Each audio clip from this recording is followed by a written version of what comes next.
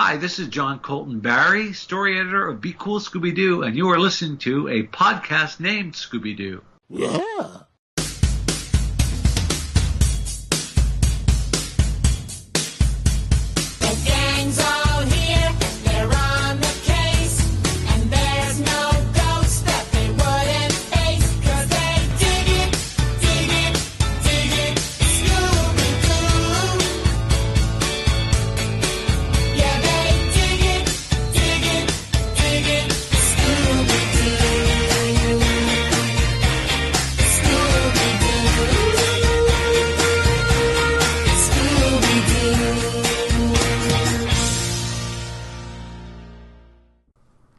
Hey gang, and welcome to another episode of a podcast named Scooby Doo, the show that attempts to unravel the behind-the-scenes mysteries of almost 50 years of meddling kids and masked villains. I'm your host Mike Jozic, and I'll be your guide through all things ghostly and groovy as I investigate every angle of every mystery and beyond. So grab yourself some Scooby snacks, fire up the mystery machine, and let's start the show. Evil and whatnot. If you were with us in June, as I'm sure you likely were, June was a really busy month. There was a lot of content. I wanted to get the John Colton Barry interview and the Mystery 101 commentary, and then there was that whole 15th anniversary with the Scooby Doo movie, so we had the two-part interview, we had the isolated commentary, and we had Billy Seguire from Scooby Doo's or Scooby Don'ts, and Nick Robes from What's With You, Scooby Doo, coming on the show, doing a round table, a nice, sizable conversation. It was pretty robust. I hope you checked all that content out. As exhausting as June was, I'm pretty proud of what I put out there. And I decided that July would be a little bit different. I decided July would be a little bit more like how things used to be pre-June. And there's just going to be the one interview featured in the spotlight. This episode is going to be part one of my interview with Be Cool, Scooby Doo and Scooby Apocalypse writer J.M. DeMatteis. I've been a big fan of JM's work going way back. I remember picking up an issue of Marvel Team Up with Spider-Man and the Human Torch and the Fabulous Frogman, which, unbeknownst to me, was an issue penned by JM, but that started a relationship that's gone on for over 30 years. Moonshadow, one of my favorite graphic novels of all time, one of my favorite pieces of sequential art. JM collaborated with John J. Muth on that project. It's a beautiful piece of lit and art. If you haven't checked it out, I highly recommend it. And a few more things you can check out of DeMatteis' without barely scratching the tip of his bibliography. There is the Joker story that he wrote called Going Sane, which was illustrated by Joe Staton. One of my all-time favorites after Moonshadow is Brooklyn Dreams, which he did with Glenn Barr. And I go back to that book probably once a year. Love reading it. He's getting a lot of attention for Spider-Man Fearful Symmetry this year, as I believe it's also having an anniversary. The story is more commonly known as Kraven's Last Hunt. It was a seminal work and definitely one of the best Spider-Man stories ever told. Check that out if you get a chance. Just recently reissued Seekers into the Mystery, originally created for Vertigo, I believe back in the early aughts. It was a short-lived series, but it was one of my favorite Vertigo titles at the time. And he also has the 2 volumes of The Adventures of Augusta Wind, the second volume titled The Last Story, which is just kind of recently concluded a few months ago. That book is illustrated by Vasilis Gotzilis. Hope I pronounced that right. And that is also definitely worth checking out. He also collaborated with Keith Giffen on the Bwahaha Justice League, which just recently celebrated its 30th anniversary. Keith and JM, who created that version of the Justice League, are also the plotting and writing team for Scooby Apocalypse. So that relationship has continued to this day, and they've brought that experience and skill and talent to a title that some people would have thought shouldn't have worked, but from the first issue, this thing was firing on all cylinders. It's a really fun series, taking the Scooby characters, transposing them into this post-apocalyptic world, having this Nanite plague, and combining it with survival horror and the Scooby-Doo tropes that we love and that we're accustomed to, and the characters that we love and are accustomed to. They've just done a really good job of creating a really compelling story and taking something familiar and making it different and not losing any of the quality, not kind of perverting any of the original sort of concept, I guess, for lack of a better word. So we're going to have that conversation with J.M. DeMatteis coming up in just a second. But just before we jump into the interview, I wanted to just give a shout out to Scoobypedia, who runs the Scooby Wiki. He has added links to the commentaries, the Mystery 101 commentary and the Area 51 adjacent commentary, into the episode pages on the Scooby Wiki. So now as you're browsing through Scoobypedia at scoobydoo.wikia.com, if you go to the Mystery 101 page, I believe it's in the trivia and other notes, there will be a link to the John Colton Berry commentary to Mystery 101, which was kind of an awesome thing to do. It puts it out there for people who may not have knowledge of or access to the podcast to know that it's out there, and just kind of, it's all about access. It's all about putting it out there. It's all about letting anybody and everybody know that this stuff is out there. I'm trying to make this added value content for fans of animation, fans of Scooby-Doo. So the more the merrier, and hats off to Scoobypedia, who took the initiative to do that, and personal thank you very much from this guy right here.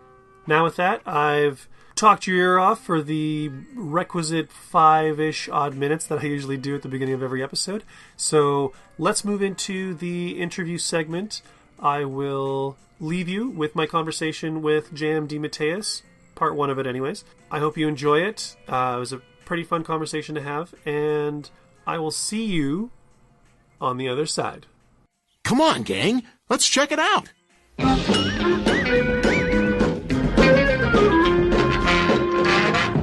So I guess I'll start. I generally start asking everybody kind of what their background is with the franchise or the character. You know, did they watch as kids? Stuff like that. But from what I've seen in other interviews, you hadn't really had much contact with Scooby-Doo prior to working on the show. Yeah, I mean, Scooby-Doo is sort of, part of the pop cultural consciousness, so everybody knows Scooby-Doo. Whether you ever watched an episode or not, there are certain things we just know by virtue of living in this culture, And so I was certainly familiar with Scooby-Doo. Neither of my kids growing up had any particular interest in Scooby-Doo either, which is interesting. So I never was caught up in that world the way I might have been caught up in these other cartoons and things that my kids watched growing up, and it never meant much of anything to me either. So when I started writing for Be Cool Scooby-Doo, it was I call it was like my Scooby college. There's a great guy named John Barry who was the primary person on that show that I worked with, and he took me to Scooby School, which is really, really interesting. In many ways, it was one of the most challenging shows I've ever written for, because especially in this new configuration, you've got to have a mystery plot.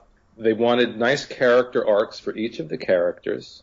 There were certain beats you had to hit, and it was supposed to be funny because this was very humor-centric, the new one. They were like looking for Marx Brothers, Woody Allen, Mel Brooks. They wanted that kind of funny in there. So it was very challenging to get all those pieces together and make them work. But it was a lot of fun. In fact, there were several episodes. I think there are at least 2 more, maybe 3 more that I've written that haven't been aired yet because Cartoon Network pulled it off the air, and now it's supposed to be part of this Boomerang streaming network that they've got.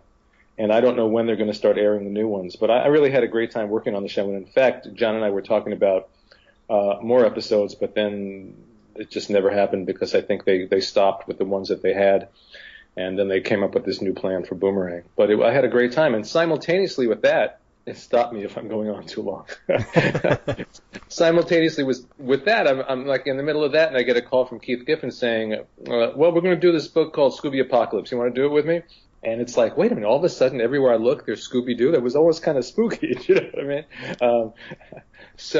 And I've always said about working with Keith that it doesn't matter what the project is. It really matters that I'm working with Keith because we always have fun together. If he called me up and said, let's do Millie the Model, let's do anything, I would just say yes without thinking. So I said yes. And then it turned into this great gig because we were having such a great time with the Scooby Apocalypse book, especially as it's developed. It was a little... In the beginning, it was sort of like, well, okay, so what are we doing? How are we going to play these characters? And as it's gone along and as the story has kind of taken on a life of its own and the characters have come to life and started talking to each other, which is what you pray for, it's been so much fun, and we've had a great response to it, too. And therein ends a very long answer. So you said that obviously working with Keith was kind of the attraction to the call to work on Apocalypse, but what was the attraction to working on the show, not having a lot of kind of background with it? No, just because, I'm a freelance writer. Someone offers you a gig, unless it's something abhorrent, you say yes. And plus, when it's something new, it's always a challenge. Well, I've never done anything like this one before. Scooby-Doo, huh?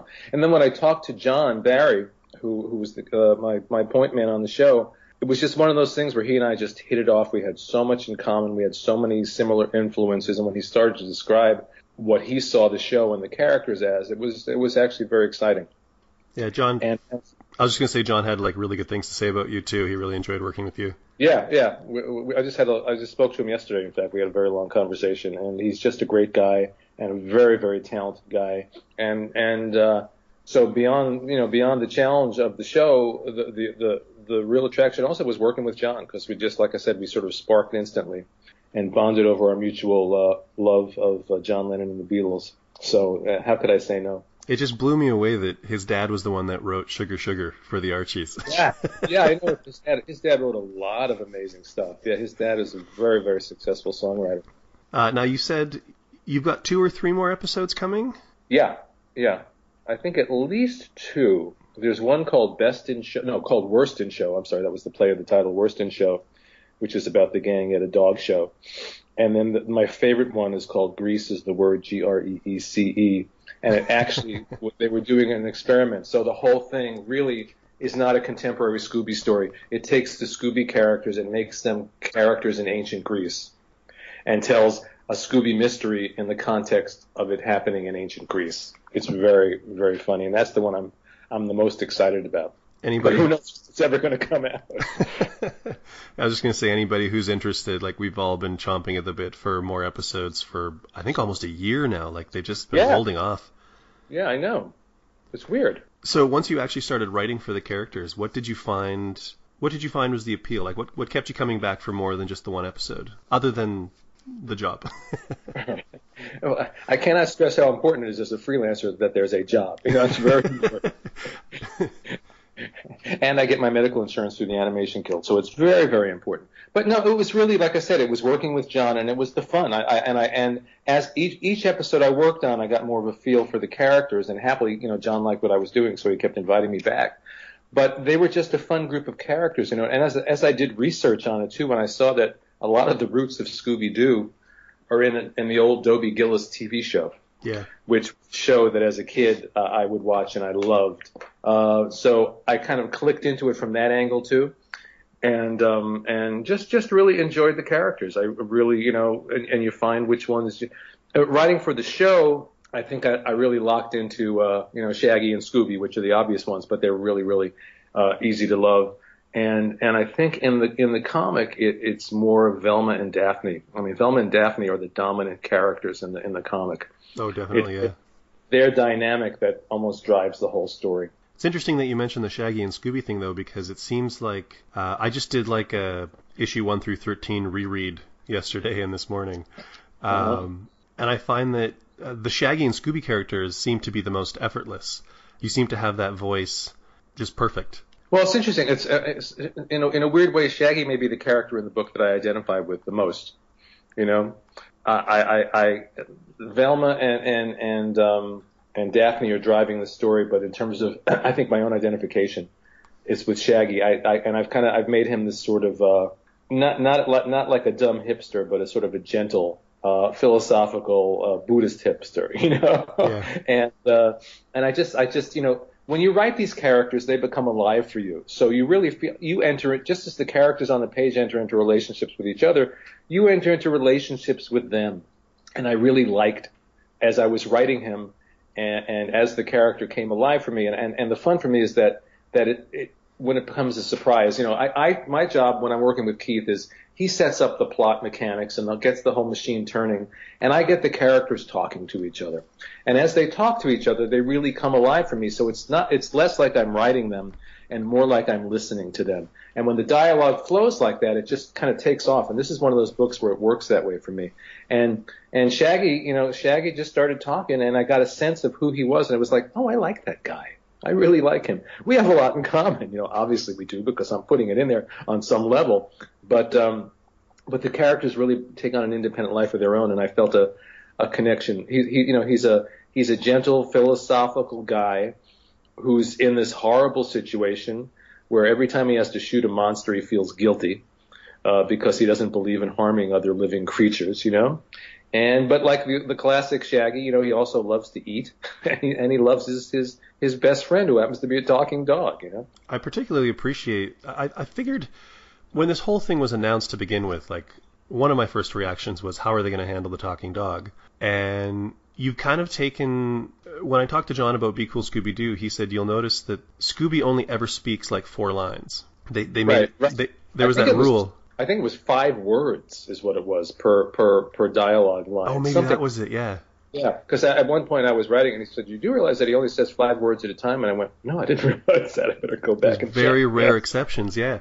And I noticed that the Scooby in Apocalypse, he speaks, but it's very sparing, and I think that's kind of what helps maintain the suspension of disbelief with that character. Right, and I think someone might have said that to me early on, the way they, because Jim Lee was the one who conceived the premise of this, And at one point, I think there was some question of how much Scooby should say, and they said, keep it simple. Keep it simple. And then it contrasts with my other favorite character in the book, and this is amazing for me to say, which is Scrappy Doo, as that character has developed, who's very eloquent and who can speak just like a human, And that's been the fun of this book, is to take this, going into it, I kind of felt like a lot of people did, like, well, how are we going to do this? Is this going to be really stupid? Are we going to screw this up? And is this going to be embarrassing?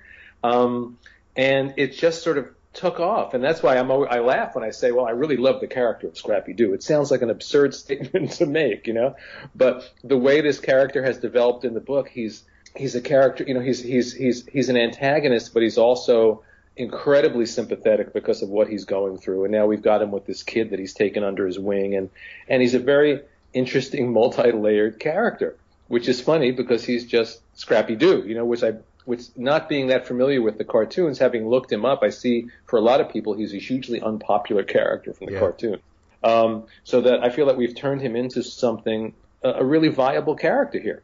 In fact, I would love to see Warner Brothers, take this premise, take our stories, and turn it into one of their animated movies. I think it'd be great. I was just thinking that yesterday, especially with you having written like those 3 Batman movies. Yeah. I've done a ton of animation over the years, and I did the 2 Batman movies, Justice League Dark. I'm working on another one for them right now. So yeah, I would love to do that. That would be great. Oh right, it was just the 2 Batman movies. Yeah, you didn't do the first one yet. Robin and Bad Blood. Yeah. But, over the years I've written for Justice League Unlimited and Brave and the Bold and Legion of Superheroes and Thundercats and a lot of stuff, I'm also writing for the new Marvel Spider-Man show right now, too. So Scrappy's propensity to monologue, is that a necessity of the character, or is that something that you were having fun and rolling with it? Yeah, it's more that. Usually, especially when I'm working with Keith, it's much more of a roll with it quality. There's a spontaneity to what we do. I've talked about this before with people. We talk about the plot, but then he'll go off and do whatever the hell he wants to do because the plot is his business, And then I have total freedom with the script to just blather on, and that's my job, is to let the characters blather on and reveal themselves to me through their dialogue. And with Scrappy, he's just, he talks to himself. Occasionally we'll do captions for interior monologue, but he likes to talk. And then when we added the kid, then he's got someone to talk to. So the kid I thought was a very nice touch that Keith came up with, to have that little boy in there and suddenly have this angry character who's, even in his angry way, cares for this kid and wants to protect him.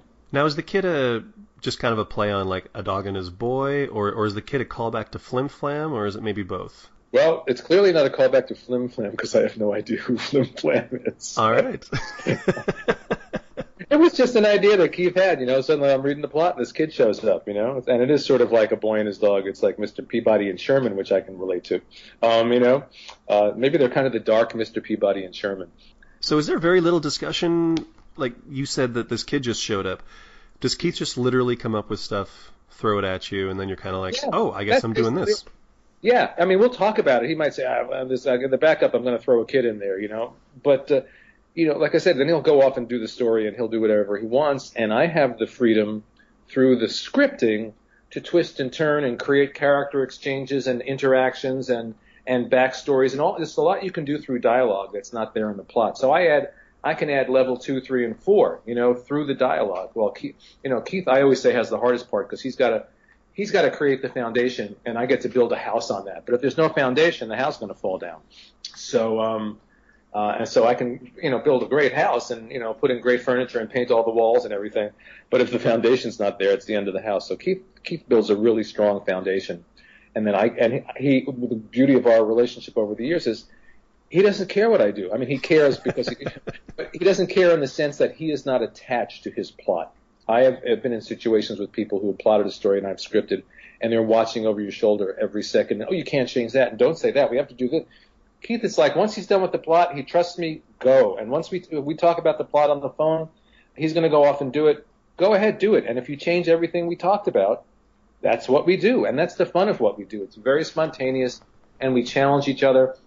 He'll do something in the plot, and I'll build on that, and I'll build it into something else, and he'll see what I built, and he'll feed that into the next plot. And it's like I've always said, it's like this game of tennis, back and forth, and it's a lot of fun, and it's been fun for 30 years now. Keith once said to me that he described your relationship as it's his job to run as fast as he can towards the edge of a cliff, and it's your job to make sure he doesn't fly off of it. Does that? We have actually both talked about that. It's like Keith is running for the cliff, and I'm saying, Keith, you can't run for the cliff, you're going to fall off the edge. So I run after him and grab him by the legs, but he keeps moving. So by the time we've done, I've saved him from the cliff edge, but he's dragging me a lot farther than I would have gone on my own. And somehow, in that metaphor is truth, of how it works. Again, that we challenge each other, because Keith will sometimes really wants to go over the edge with things, and I pull him back. But in pulling him back, I've gone farther than I would have gone otherwise, So it's a great, fun relationship, and I can honestly say that 30 years after we started, because February was 30 years since our first issue of Justice League came out, we're better friends than we've ever been, and I think we enjoy the relationship, the creative partnership, more than we ever have. Keith is pretty fearless, and he doesn't really hold a lot precious, which makes for some interesting work. Yes, he does not hold very much precious. That's Actually, that dovetails nicely into, I was curious, because Scooby-Doo has, almost 50 years of kind of tradition and its own iconography and whatnot, and you guys are kind of doing this other spin on it. You talked about like trust and freedom within your working relationship with Keith, but as far as the property is concerned, again, knowing Keith holds very little precious in those regards, what are your constraints with the book? Like, what are your limitations? How much freedom do you actually have to just really run with it? What's extraordinary is that so far we haven't had any constraints. Like I said, Jim Lee, came up with the basic premise, this, post-apocalyptic premise. The monsters are real, blah, blah, blah. And we've just taken it and run with it. There's no one has said, someone from, Warner Brothers or Hanna-Barbera, whatever, has said, you can't do this. No one has said, you can't do this. That thing I said before about keeping Scooby's dialogue shorter may be the only kind of note from above that we've gotten through the whole thing. They have basically let us run with it and do what we want, which is really great. And, the other great thing for us as comic book guys is that this is not part of the broader DC universe in any way, so that you don't have to worry about, this editor said you can't, use this character, you can't. It's a completely virgin universe. It's ours. We can play with it and do what we like, I'm sure there, somewhere along the line, if we wanted, we could find something to do that they'd object to. But, aside from the all-sex issue where all the characters are having an orgy or something, I don't think they're going to bother us, which that was a joke. We were not planning that. That was a joke. The night of coupling. That's right. Wow, that derailed me. I'm sure back in the 60s, or so, someone did an underground comic like that. Now, we've mentioned Jim a couple of times. He obviously has a credit in every issue as being based on an idea by, or a concept by. How much of that was built in when you joined the project? Well, the premise. It was the premise. That was it. That, this thing had happened that created all these monsters, and our guys were going to go out there and try to solve the mystery of what happened. But I don't know how many of the granular details came from Jim. I don't know if they did. I know that Keith talked to him quite a bit in the beginning about the basic setup, but I don't know whether Keith came up with the complex or Jim came up with the complex. So the basic bones of it came from an idea that Jim had, then in conversation with Keith, and then Keith built the plot from there, and I took it and ran with it from there. And that was that. But once we started, that was it. We were able to take it in any direction we wanted to go. Now, I don't believe any of the other DC Hanna-Barbera books have that credit. Like, it seems this is the only one that sort of came from that sort of seed of an idea. Yeah, but from what I understand, Jim Lee is like a massive Scooby Doo fan. So he really, really, really wanted to do this book. He really wanted DC to get this out there because he loves Scooby Doo. So, which is great also because then he will do everything he can from his position of power to protect us from harm. There was a rumor going around a couple of months ago that the book was ending at 12. Do you know where that came from? I do not know where that came from, but we're still going. As far as I know, no one told me. And I'm writing issue 14 or 15. I think 15. I just finished. So no one told me we're canceled. So we're still going. And I suspect with a property like this, not that I have heard any breath of it, that given the way the current marketplace works, even if they cancel us, they probably would then relaunch us. You know what I mean? Yeah. That seems to be the way it goes. But the way, as far as I know, we're healthy, we're okay. I haven't seen sales figures, but I suspect that this is something that probably sells very well in the trade editions because it gets out. There are a lot of Scooby-Doo people out there. One of the fun things I've seen with this book is there are comic book fans reading the book, but then there are people that are really first and foremost hardcore Scooby-Doo fans who are coming to the book, which is a whole different audience, which is really fun. And then there are people that cross over that love Scooby and love comics. So I would think that the trade paperback of Scooby Apocalypse out in a bookstore might even do better than the comics do in the comic shop.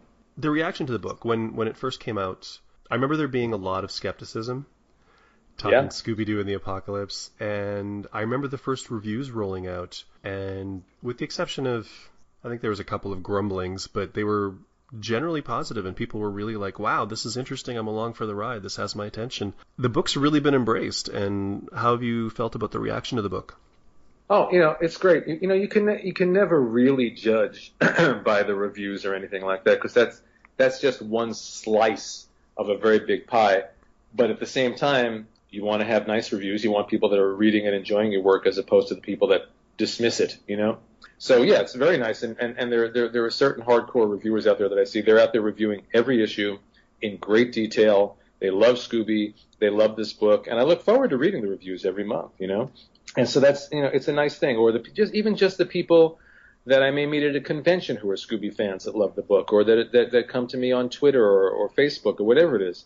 And again, it's that different flavor. These are people that are more Scooby-Doo fans than comic book fans. Not that there aren't comic book fans reading the book as well, But to go back to the skepticism, I had the same skepticism. It would make perfect sense for the book to be greeted with skepticism because it sounds a little weird, The whole Hanna-Barbera line sounded a little weird.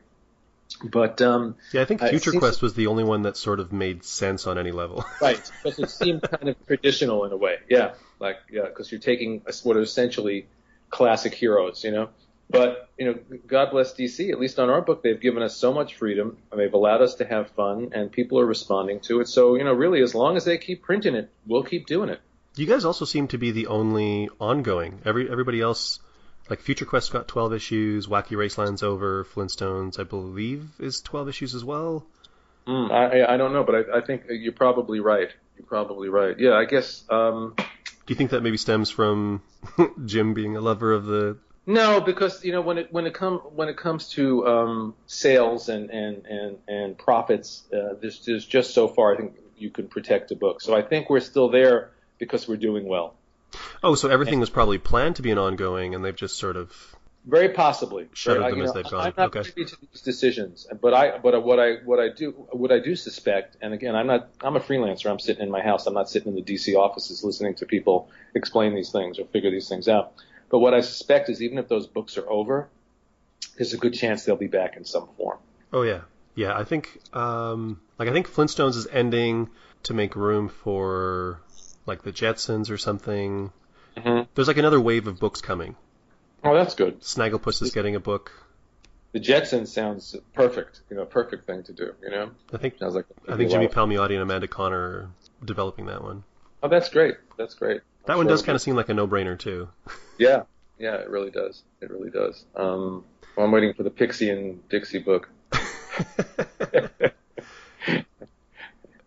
Actually, that reminds me, I was going to ask, because I thought that one character was Flim Flam, and you've had Scrappy in there, and Scrappy has mentioned there was an offhand Huckleberry Hound. Yeah, I couldn't resist throwing that one in. I hope we can bring him in at some point. I think it would be great. Is there any plan to bring in any of those ancillary characters, or are you really just trying to focus on that main core group? We're really focusing on the main core group, but that doesn't mean that we won't wake up one morning and go, "Hey, let's bring in so and so." I like throwing in little references. We had that Velma issue where it was basically Velma's feverish fantasy, and there was this big mutated thing called Megilla, after Megilla Gorilla. And I've been going through the list of Hanna-Barbera names and dropping them in, as little crumbs here and there. I would love to get Huckleberry Hound in there, or run into a mutated Western horse named Quickdraw. That would make me very happy. So those come from you and not from Keith? With those little references, yeah. Keith obviously brought in Scrappy, but those little references that you see sprinkled around, I've been sprinkling in there. Yeah. Now there was also, when the books first came out, I remember I don't remember if it came from DC or if it came from people who were speculating, but that the books are sort of peripherally connected, that they're all technically part of like a shared universe, although they're all in sort of different corners. Yeah, they're all in different corners in different time zones and time zones. You know what I mean? But I've heard the same things you have. No one has said that to me directly. Oh, we're all part of the same universe. Blah blah blah. And we're here we are in a little post-apocalyptic universe. I guess a spaceship could land with Space Ghost in it at any time, which actually wouldn't be a bad thing to do. But I would much rather see Huckleberry Hound and Quickdraw McGraw myself. So, but someday someone at DC might say, okay, we want a crossover between Scooby Apocalypse and the Jetsons, and somehow we will make it happen, because we do have to follow our marching orders. But we're really enjoying the fact that we have, as I said before, a virgin universe that's all ours to create and build any way we want.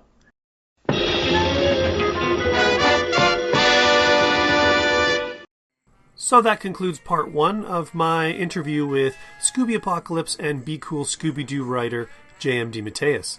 This actually isn't the first time I've interviewed J.M., but it's been a number of years, and it was really nice talking to him again, catching up, and taking a deep dive on the Scooby Apocalypse, being able to really kind of talk about what they're doing with the stories and the characters, and as usual, just getting some behind-the-scenes chatter on the animated series and what it's like to work with the franchise. Now, if you're a fan of JM, or if this interview has made you a fan of JM, and you want to find out more information, you can check out his website at www.jmdematteis.com. He's also on Twitter. His handle there is @JMDeMatteis. And you can also find him on Facebook at facebook.com/JMDeMatteis. As far as reading material, you can look for The Adventures of Augusta Wind, The Last Story, The Last One, and Seekers into the Mystery, the complete collection, which are all on sale now. And if you really enjoy his Scooby Apocalypse work, or if you're a fan of the old Justice League stuff that he did with Keith Giffen, there is the Hero Squared Omnibus, which is coming in August. That was co-plotted, written with Keith Giffen, so it's a lot of the same sort of style of humor and pathos and drama and action and excitement. I remember buying it when it first came out, originally from Boom Studios, and it was a really fun series. Feel free to check that out next month. And there's also a creator-owned series coming from JM and publisher IDW in the fall called Impossible Incorporated. So also looking forward to seeing what's up with that. JM is also collaborating with Keith on Blue Beetle every month at DC. Can't forget Blue Beetle. And I think Scott Collins is doing the art for that book. And while I don't think we're going to see them for a while, he has written a couple of episodes for the upcoming animated Marvel Spider-Man, which I believe is going to be on Disney's XD channel. And finally, according to JM, there are other things he is working on, both animated and in comics, but they're top secret, so we can't talk about them now. But perhaps in the future. And if you're following him on social media or any of these websites or whatever, I'm sure you'll hear about it. So there you go. If you have any comments or questions about this podcast, you can find us on Facebook at facebook.com/ScoobyDooCast. I'm also on Twitter, and my handle there is @ScoobyDooCast.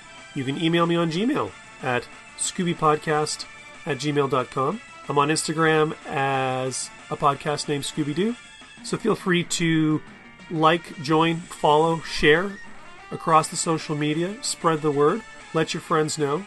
Share the love. The more people that know about the show, the better. And if you get the show off of iTunes, like a lot of people do, while you're there, it only takes a minute. Rate and review the show. 5 stars is best, but I want you to be honest.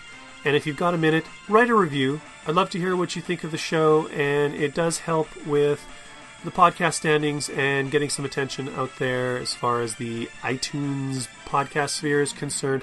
iTunes is responsible for something like 70 or 80% of podcast downloads, so any contribution that you can add there is helpful. The show is also available on Google Play, iHeartRadio, and Stitcher, so if you know anybody who gets their podcasts from those providers, feel free to pass that along as well.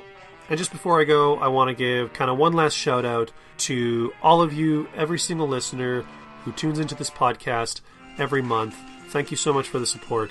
It's honestly half the fun of doing the podcast. If it wasn't for you guys out there, I'm sure my enthusiasm would wane eventually, and I'd probably just hang up my microphone and go back to, I don't know.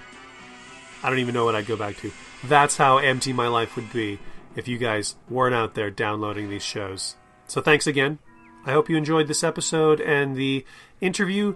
Be sure to come back. I'm hoping next week for part 2. Worst case scenario, it'll be end of July, beginning of August. But part 2 will be out soon. Take care. Stay cool. And we'll see you next time on a podcast named Scooby Doo. Dang, I still don't have a catchphrase. We noticed when the ghost appeared, she flew around instilling fear. Exactly how she did was still unclear until we saw the broken flight rig of the balladeer, whose name is Kyle! Kyle! The hovering balladeer! Kyle! Everybody cheer! This is how we solve the mystery. This is how we solve the mystery. So in summation, this narration is my donation to the art of mystery solving dictation. And here's what the bad guys say when they play where the law forbids. Would have gotten away with it too if it wasn't for you meddling kids. This is how we solve the mystery. Bye. Bye. Bye. Bye. Bye.